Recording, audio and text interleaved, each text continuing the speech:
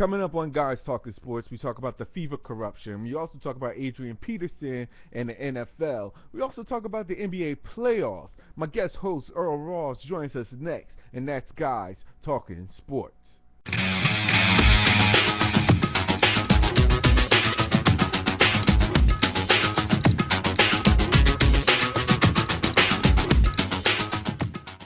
Hey, what's going on, everybody? This is Guys Talking Sports. I'm Al Qualls, and I got guest host with me, Earl Ross. So we're just going to get started and talk about what's been going on in the world of sports today. So, Earl, man, how you doing, man? How's everything going? Doing lovely. It's a nice Thursday evening. My glass of vino. So I'm all good. Nothing like a good glass of wine to get things going. I see. So let's just go right into it. Let's talk about what's been going on. I've heard everything in regards to the whole FIFA corruption charges, but I really didn't get a sense of everything. So I really didn't get a detail of everything that went down. So I'm gonna have you started off with that, and I'm just gonna join in. Well, I can't say everything because the information is still pretty fluid and it's still coming out as day by day goes along. But pretty much, Swiss authorities, along with the FBI, have been doing like a several-month sting on some of the top FIFA officials. And early Tuesday morning, more than a dozen plainclothes Swiss officials pretty much locked up most of the top FIFA officials based on corruption. And I'm not sure exactly how everything kind of came about, but allegedly there was a top FIFA official who was bragging about some money, had a couple of $1,000s on the table. One person saw that, and then from that particular point on, some person told somebody else, and then someone kind of flipped, and then apparently the FBI, along with the Swiss officials, got involved in this corruption case, which is not unusual because FIFA has been pretty corrupt over the years anyway. So, I mean, this is pretty much the first time that someone put much thought into going after the FIFA officials, per se. So, this all occurred, I want to say, this is like Tuesday morning when we all woke up. Next thing you know, Swiss officials had arrested most of these guys for the FIFA Cup, which is starting up. Well, really, for the women, is starting up next week. I mean, you had the World Cup that happened, about 7 months ago.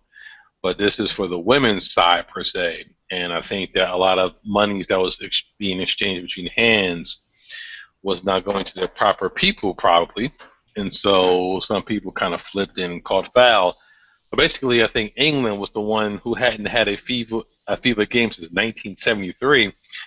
And basically, they were pretty much the country that pretty much started soccer and expanded across the whole, England empire. And then they haven't had a World Cup or FIFA game since to that time because all the other areas have pretty much been, getting the bids because allegedly, I want to say allegedly, money has been passed between, different peoples or bribes or kickbacks for getting the game to come to there. So, I mean, the situation is still pretty fluid. I mean, but once you got the FBI and this was stories of it's pretty big. I mean, you got the new Attorney General bringing charges down on FIFA, the FIFA officials. So, I mean, it's pretty messy. Not that anyone is necessarily surprised, but I think people are pretty surprised that someone actually really went after these guys. Oh, now that I agree with. It really sounds like someone actually took the step that nobody didn't really think that they was going to do in regards to righting the ship, so to speak. It's very interesting to see that now that it's been brought to light how the country is going to react to it and how the rest of all the countries is going to react to it. Basically, it's just being someone that's actually doing something about it. So I commend the people responsible. Kind of the people that whoever bragged about it, they put themselves out there. So but I do commend the people for going after him and making what's right. I mean, making what is right that should have been right all along. I mean, it definitely was a lot of corruption going on, and everybody knew it. It's just that somebody actually took a stand to go after them. So. Yeah, and I mean, you have the president of FIFA, Sepp Blatter, excuse me, pretty much saying that he didn't know anybody in corruption. admit, he's not going to admit to taking money. I mean, his people probably took the money, but he's not going to. He's not going to. The money is not going to go from whoever is giving money to him. It's probably going to go to somebody that he knows or somebody he's aware of that puts money to a company. It goes to a company. That goes to a company. That gets back to him. So he's never going to touch the money, but he probably ends up with the money at the end of the day. And he's pretty much saying he's not stepping down as president. I mean, I don't think I'm not sure if he was involved in the sting, but his name is all over it. So I mean, eventually somebody's got to fall. Sort of like fever, sort of like sort of like the Flake Gate. We call this Fever Gate or something like that. I mean, where somebody is basically, you're not, you're not gonna admit to yourself that you're doing wrong, but everything still points to you. And this is big because outside of soccer is outside of the U.S. soccer is huge. I Yes. mean, huge. I mean, you have. I guess the terms I would think like as football is to the U.S.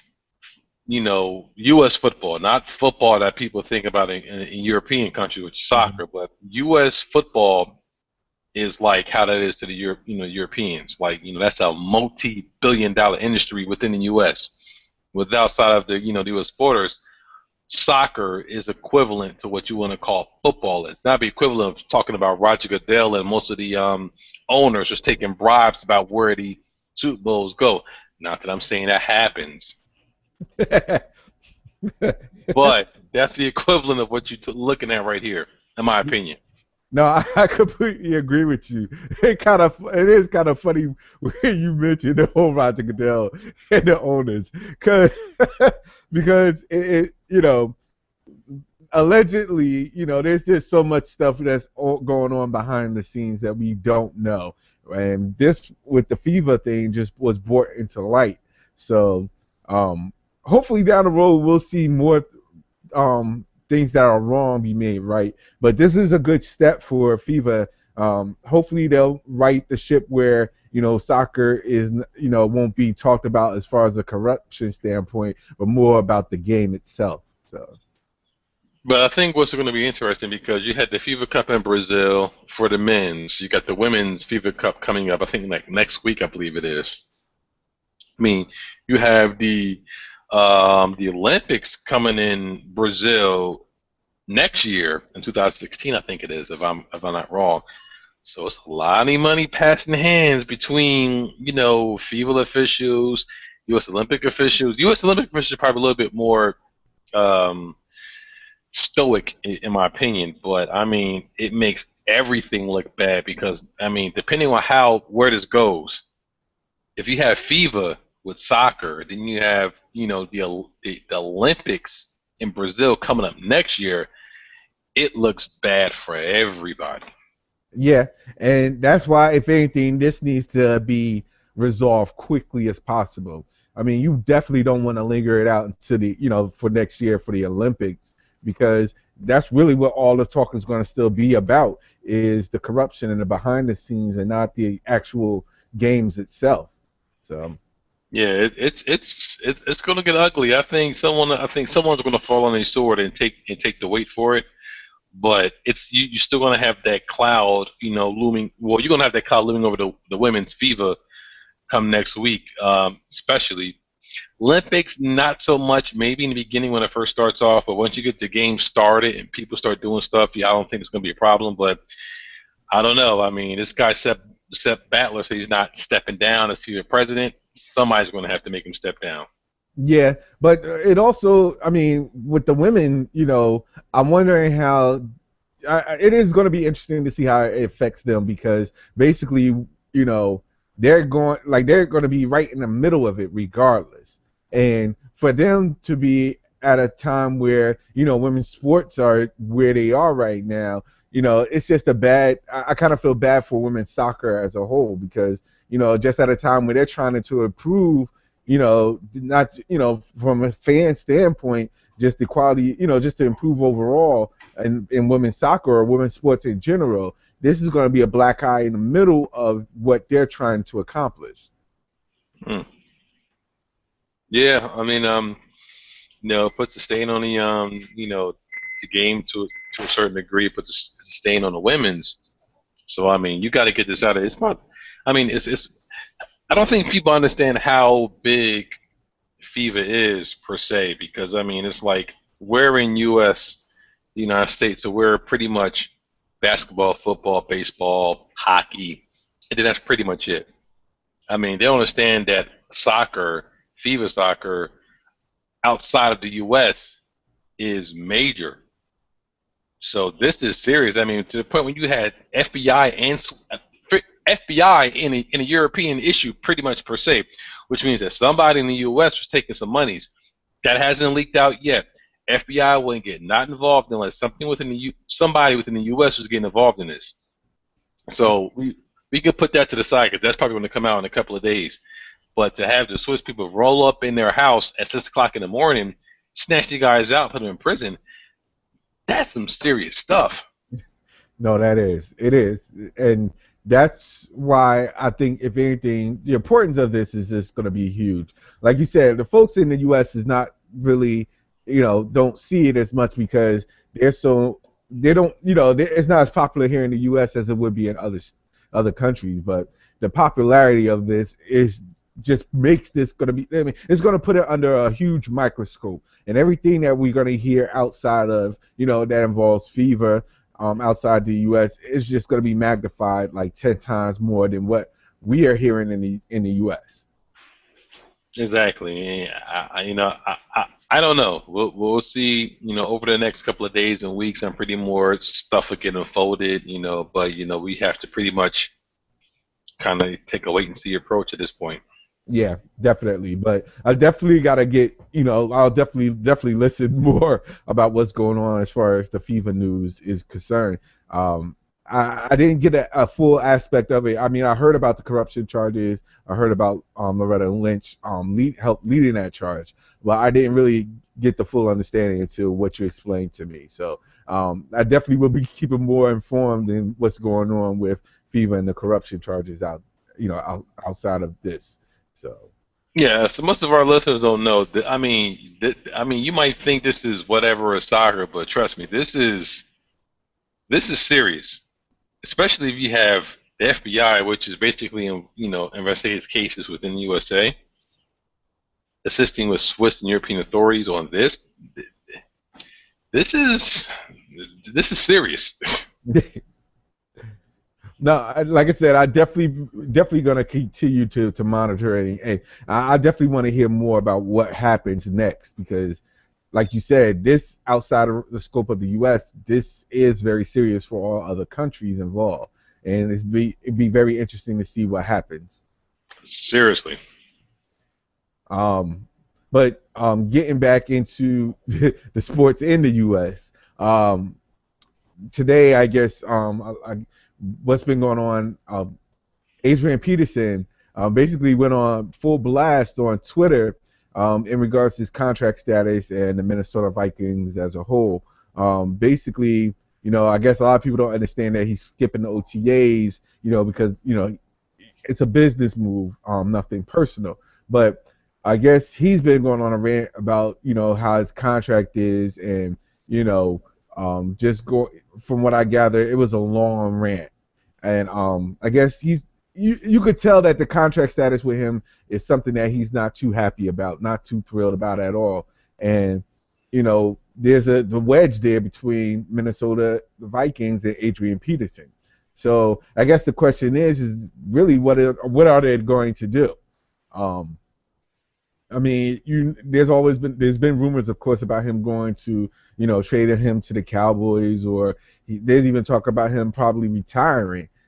So it's just a lot of speculation at this point. But I thought the whole Twitter rant was, something I didn't expect from him at this point.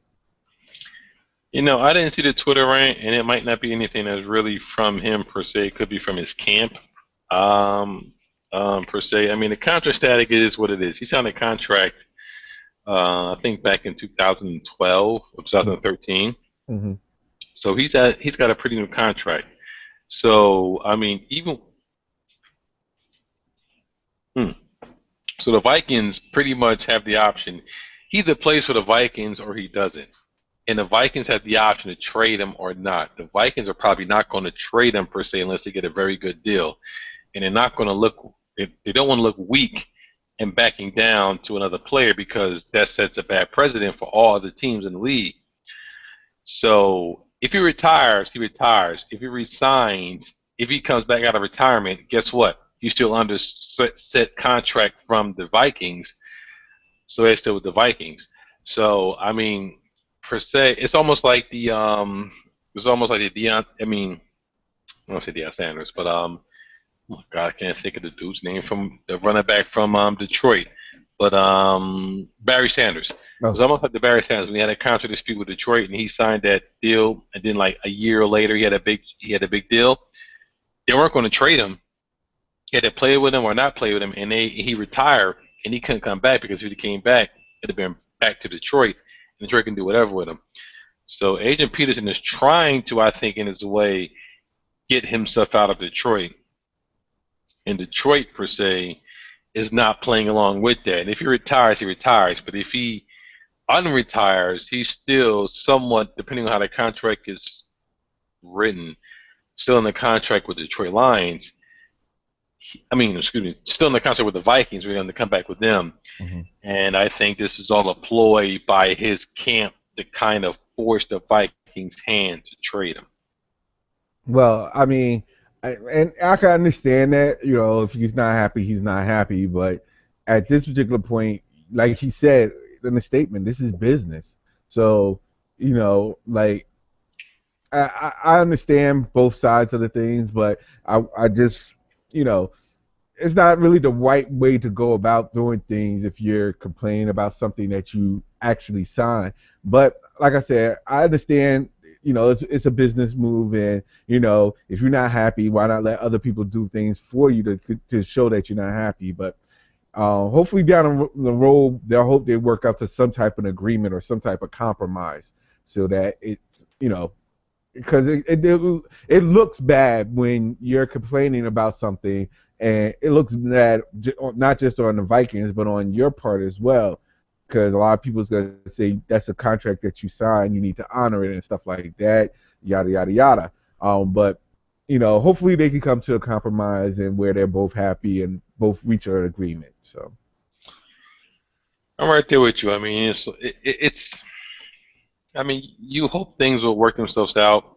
I don't think he wants to play for the Vikings at all, and I think that's what basically kind of really boils down to. I think he's trying to force the Vikings hand to trade him, and he wants to go to the Cowboys. And if I'm the Vikings,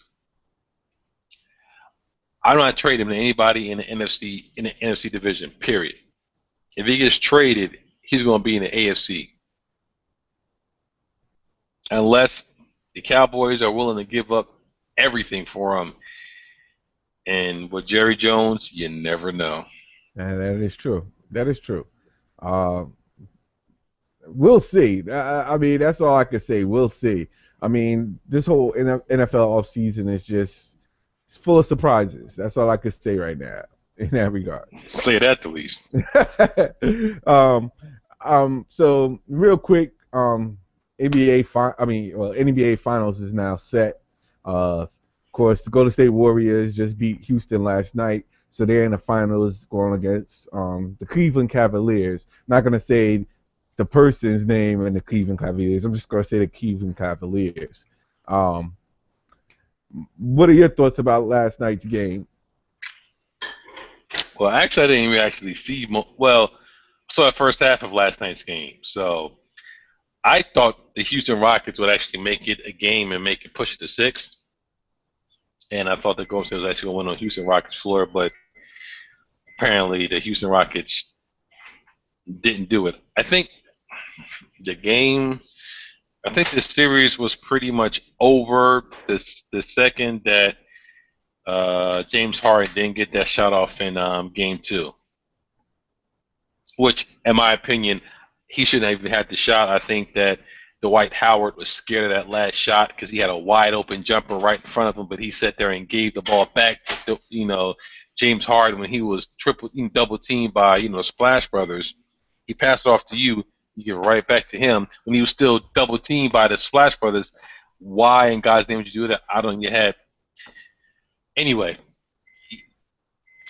That game right there, I think, just ended it. And then when you got to game three, and he just didn't show up, and they got blew up by like 30 points. It was over then. It wasn't a question of when. If it was over, it's a question of what game. No, And I agree with that. and Dwight Howard, that's on the Houston Rockets now, does not even remotely resemble the Dwight Howard that was in Orlando, in my opinion. Yeah, well, he's been injury prone now, and so he's older now, so he's definitely not the same person as he was in Orlando. I I'm think not. go ahead. I'm not talking about injuries. I'm talking about the heart. His heart is just going. Yeah. I mean, he had a lot more heart in Orlando. I mean, to me, that game too symbolized everything with Dwight Howard because you had, James Harden. They got the steal. He's come down. He gets trapped by, Steph Curry and Klay Thompson. He passes the ball off to Dwight Howard, who was trailing. Now, Dwight Howard had two options: keep going and go for the dunk, and got fouled, which he probably would have, or keep going and stopped up and spotted up for the J. Now, he doesn't have a mid-range J, so I would say go for the dunk. You would have got fouled, and you'd have got probably the benefit of the doubt for the foul because there was nobody within that perimeter of the paint that would have stood up there and probably would have got the charge. You'd have got the block. You'd have missed the dunk probably because you would have got it. Then you'd have two free throws. I believe he was scared to death to take that chance. So what he does? He passes the ball right back to the man who was double teamed, and he still had the two defenders right next to him. And he expected James Harden to toss up something within 1.3 seconds, and he had no chance to do it. To me, that said everything about Dwight Howard that I need to know for the next couple of years. Okay. I just broke down those last couple of minutes from what I saw in that game. From what I saw a guy who wanted no parts of that last shot and get the ball right back to his man who passes to you because he was double teamed. Okay. All right. I can understand that. But it's just to play devil's advocate.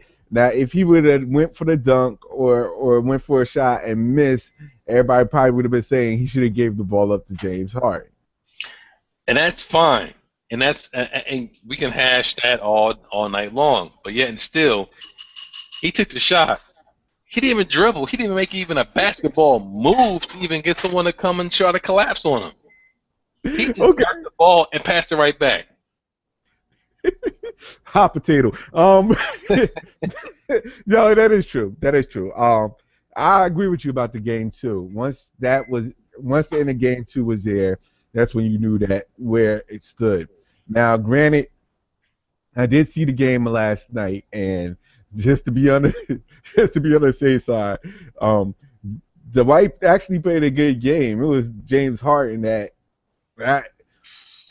was an epic collapse for a person that was talking about people saying that he should have been MVP. That was a collapse. Like that should remove all doubt about people thinking that he was MVP. He reminded me of James Harden that no-showed against the Heat a couple of years ago when the Heat, beat the OKC, and he was a no-show. Yes. No, I agree with that. I do agree with it. Now, granted, he has stepped up his game since then. Like, to be honest, I think he's playing at a all-star, superstar level. It's just that he didn't show up the game when it needed him the most, which was, of course, last night's game. I mean, to have like 13 turnovers, like 12 to 13 turnovers in that game by yourself, that is unacceptable. And I saw some of the turnovers, like it was all dribbling. Like he wasn't. It was like all majority of the turnovers were dribbling, losing the ball off his foot a couple of times, dribbling, then at the last minute passing, trying to force a pass to somebody. It was bad. I kind of felt bad for Harden. But all in all, it also shows that the defense of the Warriors, of course, and them being one of the best, actually the best defensive team in the league this season. So, uh, you know, it was the Warriors' time. That's pretty much how I could say it. It was for the Warriors to lose, and they didn't lose. They did what they needed to do. And I have to say this: after watching last night's game, I am more confident now that the Warriors is gonna. I really believe the Warriors. I'm not gonna say it.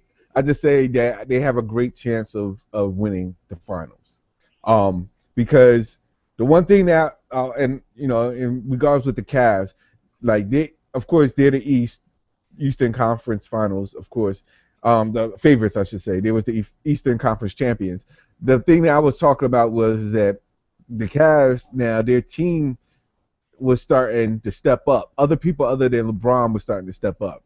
J.R. Smith, Tristan Thompson, um, those people really need to step up and for the people that wasn't there. And James needs that offense for other people to step up. And the team is starting to do that.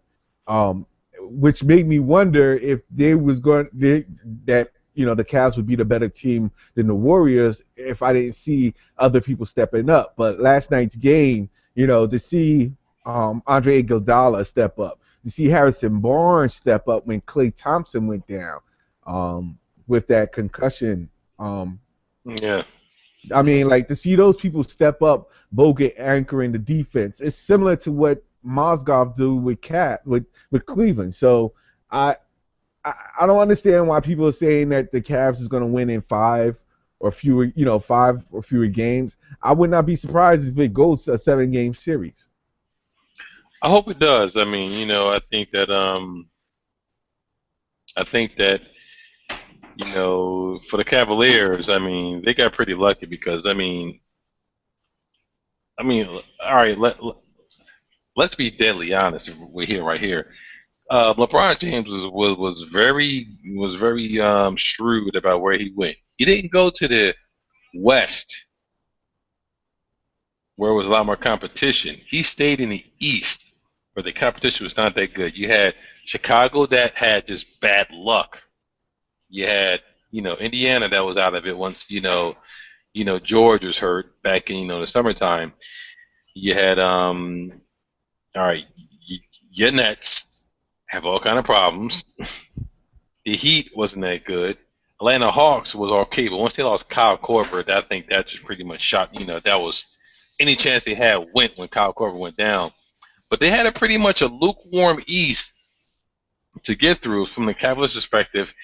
There was no team that I saw in the East that was going to make them pay for not having Kevin Love and a healthy Kyrie Irving. I mean, Atlanta Hawks got lucky that Wall jacked up his wrist. If Wall wasn't hurt, Atlanta Hawks would not have been in that finals. It would have been the Wizards. Now, the Wizards probably wouldn't have won, but I think they would have given a better show than what the Hawks did. So now you had, LeBron James with, Cleveland Cavaliers, cats ensembles, get to the finals because the East was probably more weak this year than it has been in probably the last couple of years. And now you're going up against Golden State Warriors. Now, granted, you can say that Golden State probably got lucky because, San Antonio, does what they normally do. They win a championship, but then they're like ghosts the next year.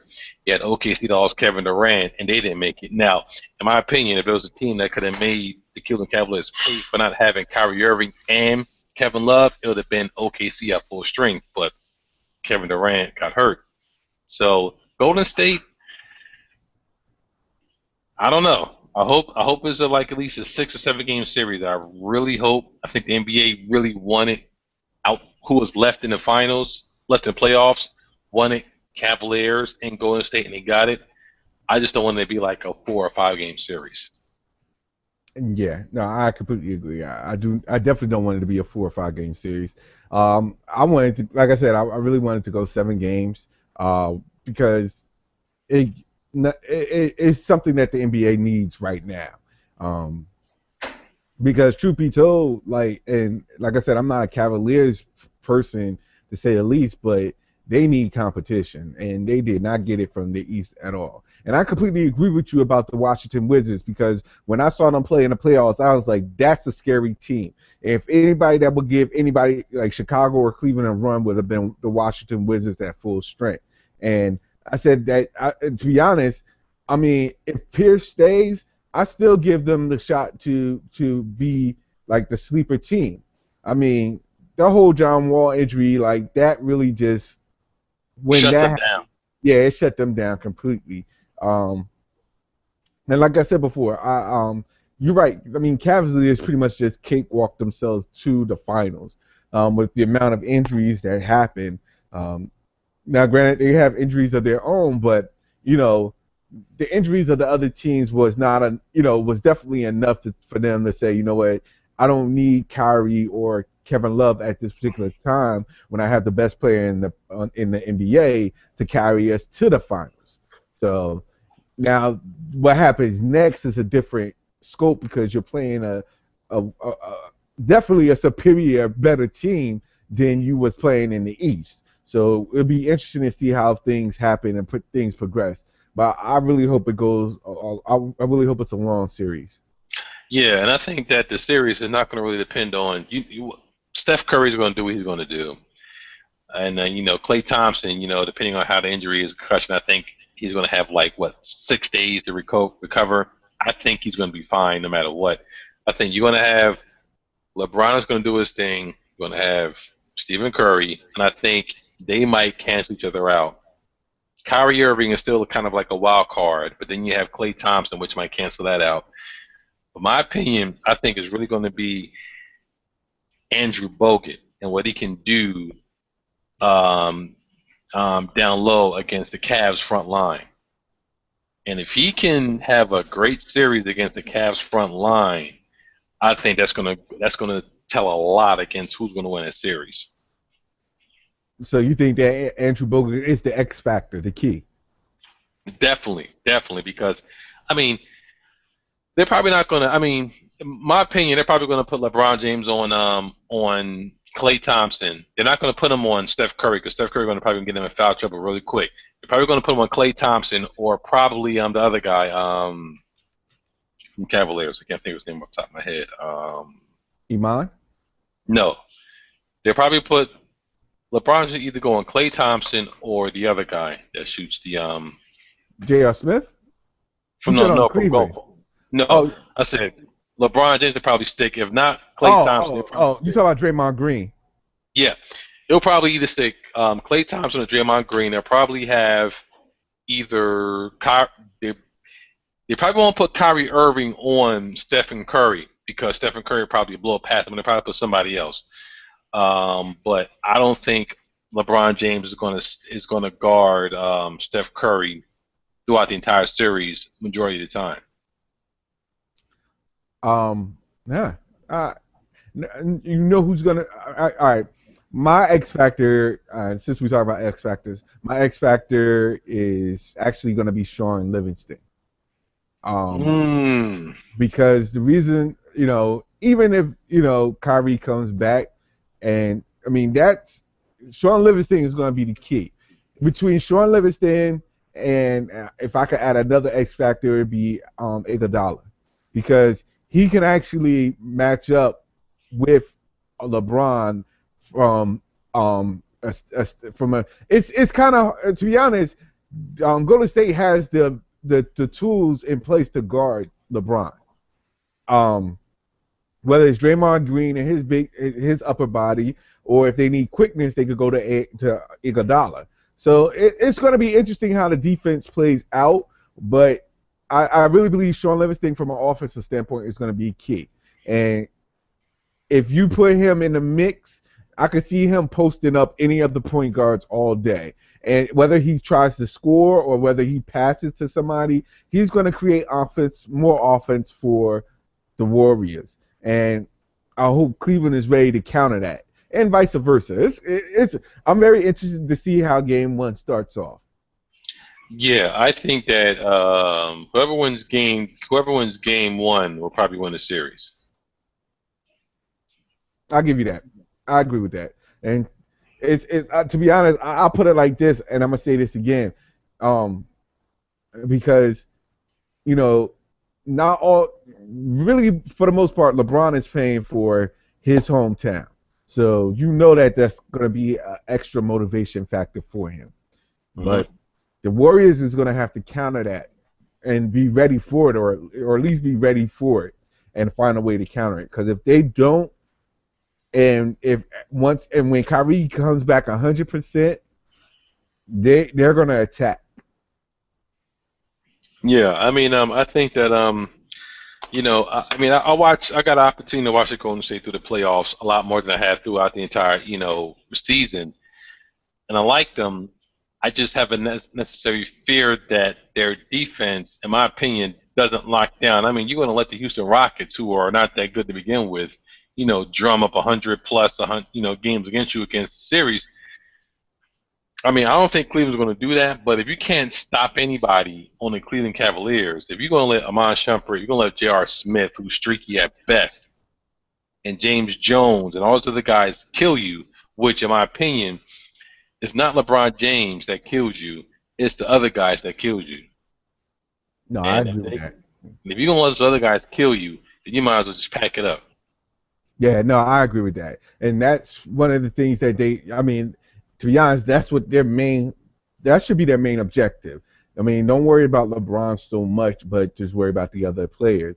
And, vice versa, to be honest, with Cleveland. Like, don't worry about Steph Curry so much. If you can hold the other players that, defensively, then you've done your part. So it'll be interesting to see how this goes. You got a whole week to wait for it to start anyway. So, by that time, everybody be ready for it and be ready to go. Yeah, I mean, I'm like, I'm interested to see not more so the players. I'm more interested to see more of the bench players to see who's going to step up, who's going to make, make the grade. I mean, because that's going to tell the tale. I mean, if I was Steve Kerr, I would try to do like a Michael Jordan approach because he played with Michael Jordan. Let LeBron James score all the points he wants. If LeBron just wants to go for 45, the more points that LeBron James scores and the less assists and rebounds that he has, you're winning the game. That is true. That is true. That's true. And to be honest, it's crazy because who's better than someone that actually been a player for Michael Jordan to coach somebody that has similar aspects in LeBron James. Yeah, I mean, you guys talk to Steve Kerr. Michael Jordan scored 63 points against the Celtics back in the playoffs eons ago, and they still lost because the Celtics sat on everybody else and let Michael Jordan go off. Yep. Yep. Yep. So, like I said, Steve Kerr, I think he'll figure it out. Like I said, I'm very interested to see how they react to this. Because right now, from a coaching standpoint, you definitely have to give him the edge over Black. Yeah, I mean, I give him an edge. I'm still partial to my man Mark Jackson because, I mean, he got that whole team pretty much together. I mean, Steve Kerr and the management made a few tweaks. Who's not to say them few tweaks if Mark Jackson was still coaching, would it still been the same way or not? That's, debatable, but I still think that core and the whole team, you still got to get the Mark Jackson. Yeah, I agree with that. And not only that, they're a young team. So they, just imagine they're gonna keep. I'm pretty sure they're gonna keep that team for years to come. Maybe change the bench a little bit, but for the majority of it, the core of the team is gonna be there for a while. And one important thing, as long as they got Jerry West consulting them, they're gonna be straight. Because Yeah. Jerry West nixed the idea of trading Klay Thompson for Kevin Love, and that's paying dividends right now. Yeah, no, I agree with that. No, I completely forgot about that. I completely forgot about that love trade. No, but I agree with that.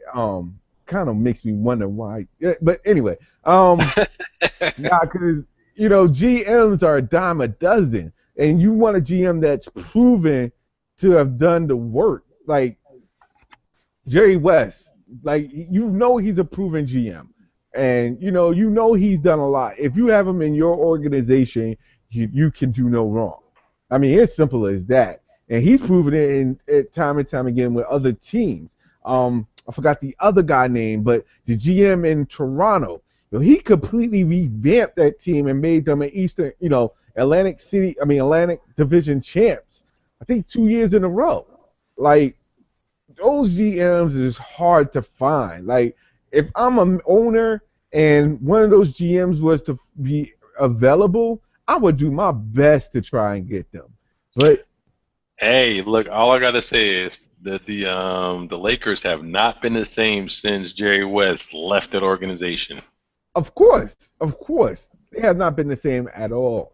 Like, and that's what kills it. Like, so many times, so many coaches are, owners.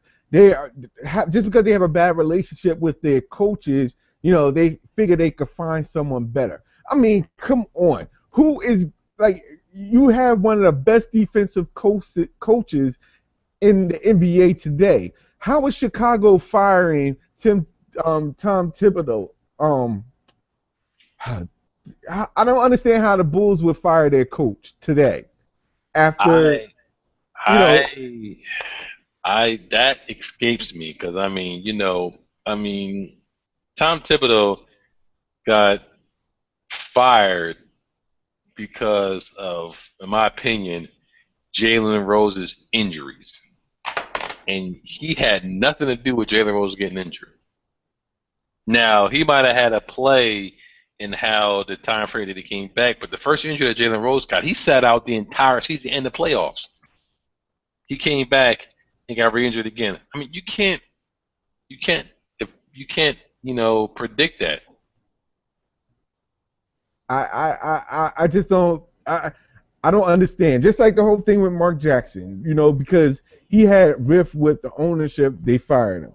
But these coaches are proven time and time again that they're winning coaches. Like I guess that's what was so like I don't understand. Like if I'm an owner, I don't really care if I have a good or bad relationship with a coach. As long as he providing me wins and they're taking a step in the right direction, or if something was to happen and it wasn't their fault, I'm not gonna hold that against them. Yeah, I'm Tom Thibodeau. I'm the coach. I'm not the GM. I mean, like, I'm coaching who you gave me. If my top player, Jalen Rose, pretty much, You mean Derrick unless Rose? Derrick Rose. Let me say Jalen Rose. Woo. Yeah. But I mean, my top player, Derrick Rose, was an MVP. If he was basically injured and was out for literally 2 years, which I mean, let's be honest, he's basically gone for 2 years, and you don't give me anybody in essence to replace that, what do you want him to do? I I And then you fire him over top of all of that, which to me is insane. Yeah, like I said, I don't know. You know, from I think what it is that owners are getting too personal in their business.